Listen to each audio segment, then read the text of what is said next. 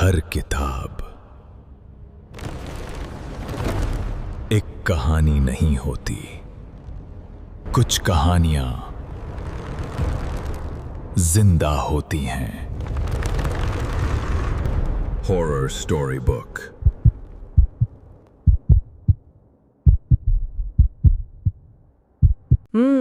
कल्पना कीजिए कि कोई एक बहुत ही भयंकर तूफान से बचने के लिए अपना घर छोड़ रहा है। हाँ, अपनी जान बचाने के लिए भागता है वो इंसान। बिल्कुल, वो मीलों का सफर तय करता है और आखिरकार एक नई एकदम सुरक्षित जगह पर पहुंच जाता है, जहाँ उसे लगता है कि अब वो बच गया। है ना। वो राहत की सांस लेता है, लेकिन जैसे ही वो अपना सूटकेस खोलता है तो अचानक उसे एहसास होता है कि वो पूरा का पूरा तूफान, वो सारा भयानक खौफ उसी सूटकेस के अंदर पैक होकर उसके साथ आ गया है। अरे बाप रे, ये तो बहुत ही भयानक स्थिति है। सच में। और आज हमारी इस विस्तृत चर्चा का जो केंद्र बिंदु है ना, वो कुछ ऐसा ही है। हम स्रोत सामग्री मौत का साया पार्ट 2 के गहरे विश्लेषण में उतरने वाले हैं। और मैं यहाँ शुरुआत में ही कहूंगा कि ये महज अंधेरे में छिपने वाले किसी भूत या प्रेत की आम कहानी बिल्कुल नहीं है। हाँ, मतलब हम यहाँ जिस चीज को डिकोड कर रहे हैं वो मनोवैज्ञानिक हेरफेर का एक बहुत ही खौफनाक जाल है। एकदम सही कहा, जैसे हम जनरेशनल ट्रॉमा कहते हैं, है ना, पीढ़ियों से चला आ रहा आघात। हाँ, और एक माँ का वो रोंगटे खड़े कर देने वाला बलिदान जो इस पूरे खेल की रीढ़ है। मैं तो सोचकर ही सहर रही हूँ। आपका वो सूटकेस वाला उदाहरण बहुत सटीक है इस कहानी के लिए, क्योंकि आमतौर पर डरावनी कहानियों में क्या होता है, एक हॉन्टेड हाउस होता है। हाँ, प्रेतवादित घर। आप घर छोड़ते हैं और खतरा वहीं पीछे छूट जाता है। बिल्कुल। लेकिन इस स्रोत सामग्री में जिस श्राप की बात हो रही है वो ईंट और पत्थर की दीवारों से नहीं बंधा है। तो इसका मतलब है कि वो श्राप इंसान के साथ साथ चलता है। हाँ, वो सीधे तौर पर इंसान के दिमाग और उसकी यादों से जुड़ा है। ये एक ऐसा प्राचीन साया है जो अपनी जगह बदल सकता है, क्योंकि इसका असली घर कोई इमारत नहीं बल्कि इंसान के भीतर का वो डर है जो कभी खत्म नहीं होता। और सबसे खतरनाक बात तो ये है कि ये साया सिर्फ डराता नहीं है। नहीं, बिल्कुल नहीं। ये एक बहुत ही जटिल मनोवैज्ञानिक खेल खेलता है। ये परिवार के लोगों के बीच ही अविश्वास पैदा कर देता है और जो सुरक्षा का भ्रम होता है उसे पूरी तरह चकनाचूर कर देता है। और यहीं से कहानी का पहला हिस्सा एक साधारण डरावने किस्से से उठकर एक गहरी मानसिक प्रताड़ना में बदल जाता है। हाँ, जब वो शहर आते हैं। बिल्कुल। शुरुआत में हमें एक बहुत ही सुरक्षित तस्वीर दिखाई जाती है।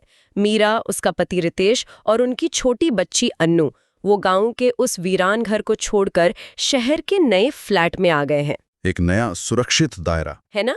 जैसे ही फ्लैट का दरवाजा बंद होता है, एक पल के लिए लगता है कि चलो अब सब कुछ नियंत्रण में है। लेकिन वो शांति ज्यादा देर टिकती नहीं है। एकदम नहीं।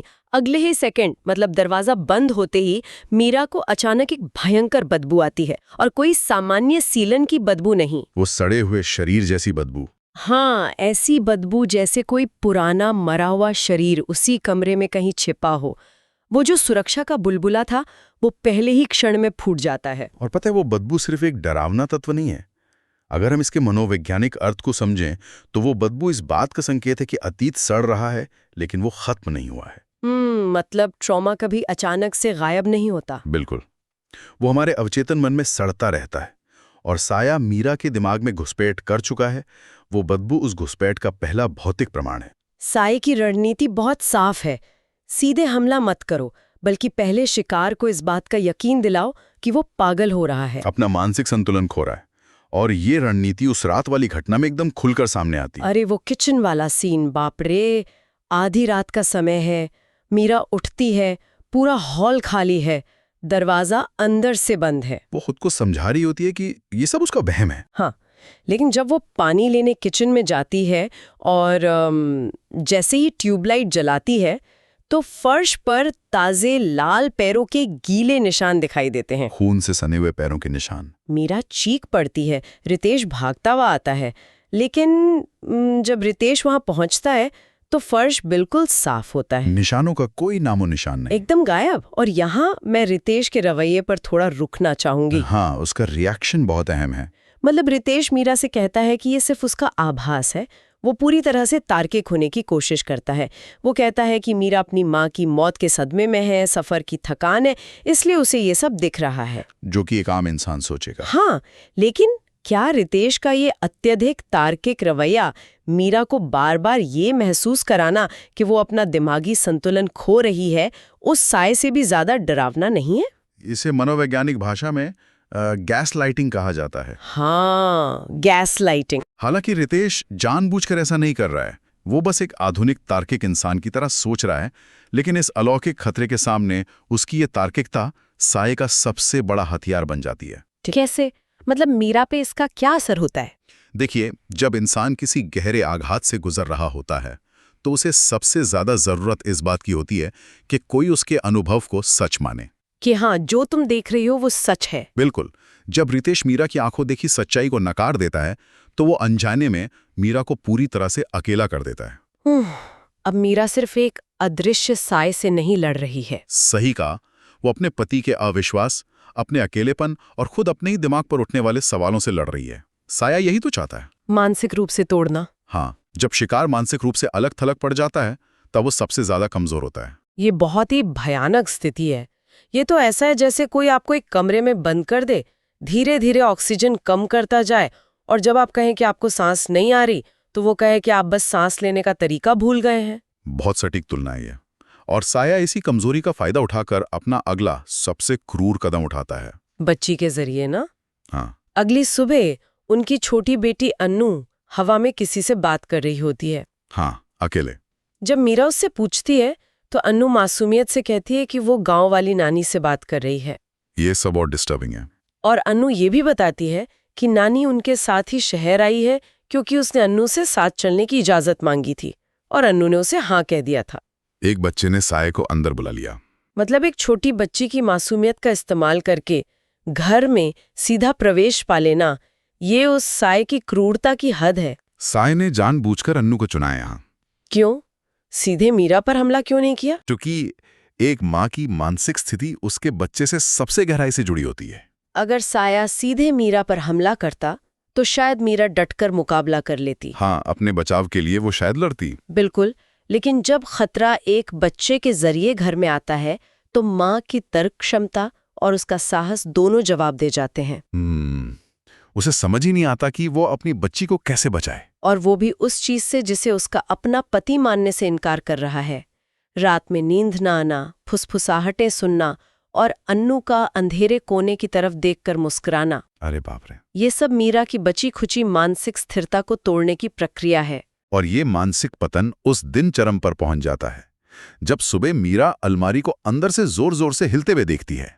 वो अलमारी वाला दृश्य बहुत खौफनाक है। वो डरते हुए अलमारी खोलती है, लेकिन अंदर कोई नहीं होता, सिर्फ एक ठंडी हवा का झोंका आता है। लेकिन असली डर तो उसके पीछे था। हाँ, जब वो पलटती है तो देखती है कि अलमारी के ऊपर अंधेरे में एक औरत बैठी है। लंबे चिपके हुए बाल, सड़ी हुई त्वचा और वो एकदम खाली काली आंखें। और वो आकृति सीधे मीरा पर कूद पड़ती है। जब तक रितेश कमरे में आता है वो साया गायब हो चुका होता है और मीरा फर्श पर बेसुध पड़ी होती है। इसके बाद मीरा का जो हाल होता है वो स्रोत सामग्री में बहुत ही दर्दनाक तरीके से दिखाया गया। हाँ, वो हर रात चीखती है कि मेरे बच्चे को मत छूना। वो शारीरिक और मानसिक रूप से खोखली होती जा रही है। और इसी टूटते हुए बिंदु पर कहानी में मासी की एंट्री होती है। बिल्कुल। और यहाँ से ये कथा एक झटके में किसी भूत प्रेत की कहानी से पलटकर एक बहुत ही गहरे त्रासद पारिवारिक रहस्य में बदल जाती है। मासी का आना कहानी का वो टर्निंग पॉइंट है जहां हमें पता चलता है कि जो कुछ भी हम देख रहे थे वो तो सिर्फ सतह थी। मासी भी उसी सड़ी हुई बदबू को महसूस करती है। जिसका सीधा मतलब है कि साये की ताकत अब इतनी बढ़ गई है कि वो सिर्फ मीरा के वहम तक सीमित नहीं है। और जब मीरा रोते हुए मासी से पूछती है कि उसकी माँ मरने के बाद भी उसे क्यों सता रही है, तब मासी एक ऐसा सच सामने रखती है जो सब कुछ बदल देता है। पैरों तले जमीन खिसकाने वाला सच। हाँ, मासी बताती है कि वो साया मीरा की माँ नहीं है। बिल्कुल नहीं। सालों पहले जब मीरा की माँ जंगल की तरफ गई थी तो एक प्राचीन खून पीने वाले और बच्चों की तलाश करने वाले साये ने उनके शरीर पर कब्जा कर लिया था। गांव में गायब होने वाले बच्चे। हाँ, मीरा की सहेली सुमन की भयानक मौत, मीरा के पिता की मौत, ये सब उस साये का काम था जो माँ के शरीर के अंदर छिपा बैठा था। और इस खुलासे के साथ ही ना मीरा के जीवन का सबसे बड़ा सच एक झूठ में बदल जाता है। कैसे? मतलब मीरा की माँ के प्रति उसकी भावनाओं के नजरिए से? हाँ, देखिए, मीरा ने अपनी पूरी जिंदगी ये से यकीन के साथ बिताई थी कि उसकी माँ एक क्रूर, ठंडी और प्यार न करने वाली औरत थी। उसे लगता था कि उसकी माँ उससे नफरत करती है। लेकिन असलियत ये थी कि वो माँ अंदर ही अंदर एक भयानक राक्षस से निरंतर युद्ध कर रही थी। उस प्राचीन साये की ताकत असीमित थी, लेकिन माँ की इच्छा शक्ति ने उसे पूरी तरह से हावी होने से रोके रखा। इस स्थिति को समझने के लिए मैं तुलना करना चाहूंगी। ये एक रेडियो एक्टिव कंटेनमेंट यूनिट की तरह है। बहुत अच्छा उदाहरण है ना? जैसे एक यूनिट बहुत ही खतरनाक रेडिएशन को बाहर फैलने से रोकने के लिए खुद अंदर ही अंदर जलती रहती है और धीरे धीरे पिघलती रहती है। ठीक वैसे ही मीरा की माँ खुद को अंदर से जला रही थीं। हाँ, उन्होंने जानबूझकर अपनी बेटी को खुद से दूर किया। उन्होंने सालों तक नफरत का नाटक किया, सिर्फ इसलिए ताकि मीरा कभी उनके करीब ना आए और वो साया कभी मीरा को अपना शिकार ना बना सके। उनका वो कठोर बर्ताव असल में अपनी बेटी को बचाने के लिए रची गई एक ढाल थी। ये पीड़ित आघात और मातृ प्रेम का बहुत ही दर्दनाक रूप है। अब जरा मीरा की मानसिक स्थिति के बारे में सोचिए। ये सच जानने के बाद उस पर क्या बीती होगी। वही तो, जिस माँ को वो जिंदगी भर कोसती रही, असल में वही उसकी सबसे बड़ी रक्षक थी। ये जो अपराध बोध है, ये जो गिल्ट है, वो उस अलौकिक साये के डर से कहीं ज्यादा भारी है। बहुत ज्यादा भारी।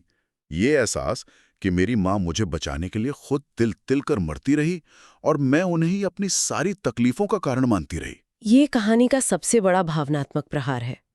ये हमें सोचने पर मजबूर करता है कि परिस्थितियां पीछे से कितनी उलझी हुई हो सकती हैं। और इसी भारी अपराध बोध के साथ कहानी अपने अंतिम और सबसे खतरनाक पड़ाव की ओर बढ़ती है। हाँ, मासी बताती है कि अब माँ का शरीर खत्म हो चुका है, इसलिए साये को एक नया जीवित शरीर चाहिए। और साये की नजर अब किस पर है? अन्नू पर। उसे नया पात्र चाहिए। इस श्राप को हमेशा के लिए खत्म करने के लिए उन्हें वापस उसी जगह लौटना पड़ता है जहां से ये सब शुरू हुआ था, उसी गांव, उसी पुराने वीरान घर में। और वापस लौटना कोई विकल्प नहीं बल्कि मजबूरी है। मनोवैज्ञानिक दृष्टि से भी किसी गहरे आघात से मुक्ति पाने के लिए आपको अक्सर उस आघात के मूल स्थान का सामना करना ही पड़ता है। आप उससे भागकर शहर के सुरक्षित फ्लैट में नहीं छिप सकते। बिल्कुल नहीं। तो वे गांव जाते हैं, नदी किनारे माँ की अस्थियों का विसर्जन करते हैं और फिर तांत्रिक के साथ उस पुराने घर में पूजा शुरू होती है, जहां अतीत और वर्तमान टकराने वाले हैं। हाँ, और वो टकराव बहुत भयानक होता है। पूजा के दौरान अचानक हवा भारी हो जाती है, दिए कांपने लगते हैं। तभी अचानक मासी चीख पड़ती है। साये का हमला? हाँ, उसकी गर्दन से तेजी से खून फूट पड़ता है, बिल्कुल वैसे जैसे किसी ने गहरे दांत गड़ाकर उसका खून चूस लिया हो। वो जमीन पर बेसुध गिर जाती है। लेकिन तांत्रिक चेतावनी देता है कि पूजा नहीं रुकनी चाहिए। और तभी वो होता है जिसका डर सबको था। छोटी सी अन्नू अचानक झटके से खड़ी हो जाती है। उसकी आंखें ऊपर की ओर पलट जाती हैं। वो अन्नू नहीं थी। नहीं, उसका शरीर कांप रहा है। लेकिन जब वो बोलती है तो वो अन्नू की आवाज नहीं होती।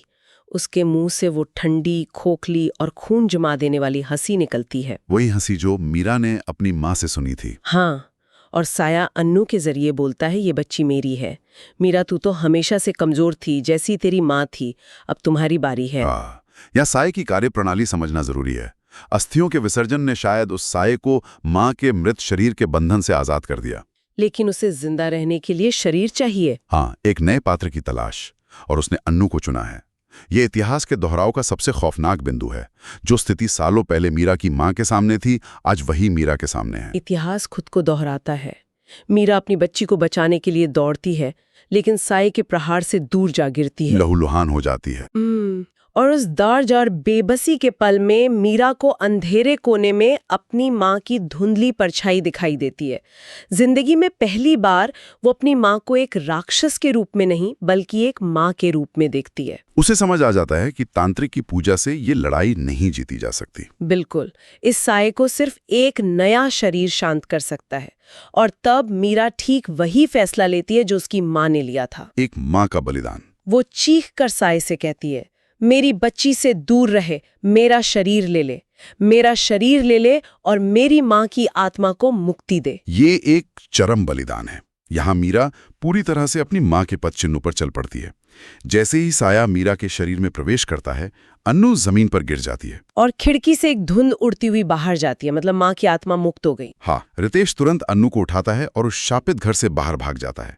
लेकिन दरवाजे के उस पार मीरा हमेशा के लिए उसी घर में उसी साय के साथ कैद हो जाती है। लेकिन मैं एक सवाल पूछना चाहूंगी, क्या सच में इसे जीत कहा जा सकता है? ये बहुत बड़ा सवाल है। मतलब हाँ, माँ की आत्मा को मुक्ति मिल गई, अन्नू की जान बच गई, लेकिन अगर हम बड़े नजरिए से देखें तो क्या वो श्राप खत्म हुआ? बिल्कुल नहीं। श्राप ने सिर्फ अपना पता बदला है। हाँ, अपना पात्र बदला है। पहले वो माँ के शरीर में था, अब मीरा के शरीर में है। यही इस कहानी की सबसे गहरी और दर्दनाक त्रासदी है। ये एक ऐसा लूप है, एक ऐसा चक्र है जो कभी नहीं टूटता। पीढ़ीगत आघात। बिल्कुल। पीढ़ीगत आघात की सबसे भयानक सच्चाई यही होती है कि एक पीढ़ी अपने बच्चों को बचाने के लिए खुद को नष्ट कर लेती है, लेकिन वो आघात किसी न किसी रूप में अगली पीढ़ी तक पहुंच ही जाता है। एक माँ के नजरिए से ये निस्वार्थ प्रेम है। लेकिन श्राप के नजरिए से देखें तो वो कभी हारा ही नहीं। कल वहां मीरा की माँ कैद थी, आज मीरा कैद है। लंबे बाल, झुका हुआ सिर, ठीक उसी मुद्रा में जिसमें सालों पहले मीरा अपनी माँ को देखती थी। ये दृश्य सच में रोंगटे खड़े कर देता है। इस पूरी चर्चा से ये स्पष्ट हो जाता है कि ये सिर्फ डराने के लिए नहीं है, ये मानवीय मनोविज्ञान, अपराध बोध और परिवार के भीतर चल रहे उन अनकहे युद्धों का चित्रण है। ये हमें सोचने पे मजबूर करता है कि हमारे अपनों का वो व्यवहार जो हमें कठोर या नफरत से भरा लगता है, शायद उसके पीछे कोई ऐसी लड़ाई चल रही हो जिसके बारे में हमें पता ही ना हो। हाँ, शायद वे हमारे हिस्से का जहर खुद पी रहे हों। कभी कभी नफरत का वो खुरदरा मुखौटा असल में प्यार और सुरक्षा का सबसे मजबूत कवच होता है। सही कहा। और इसी भारी विचार के साथ हम आज के इस गहन विश्लेषण के अंत की ओर बढ़ रहे हैं। कहानी यहाँ खत्म हो जाती है, लेकिन कई अनसुलझे सवाल छोड़ जाती है जो हमेशा परेशान करेंगे। जाते जाते मैं चाहूंगी कि इस कहानी के उस हिस्से पर थोड़ा विचार किया जाए जो अभी तक लिखा नहीं गया है। एक ऐसा विचार जो शायद आज रात आपको हमें सोने न दे। क्या विचार है वो? जरा सोचिए, आज रितेश ने अन्नू को बचा लिया, लेकिन जब अन्नू बड़ी होगी तो क्या होगा? क्या रितेश उसे कभी बता पाएगा कि उसकी माँ ने उसके लिए क्या किया था? या फिर सच्चाई से अनजान होकर? हाँ, या फिर वो भी अपनी माँ मीरा से ठीक वैसी ही नफरत करेगी जैसे मीरा ने अपनी माँ से की थी। क्या कुछ सालों बाद जब अन्नू बड़ी हो जाएगी तो क्या वो भी उसी गुस्से और नफरत के साथ उस पुराने वीरान घर का दरवाजा खटखटाएगी? इतिहास एक बार फिर खुद को दोहराएगा? क्या ये खौफनाक लूप कभी टूट पाएगा? या फिर वो सूटकेस जिसमें तूफान बंद है एक बार फिर खुलेगा? ये एक ऐसा सवाल है जो इस कहानी को कभी खत्म नहीं होने देता। लेकिन दर अभी बाकी है। नेक्स्ट वीडियो देखो, subscribe now. Next video 1, next video 2। वो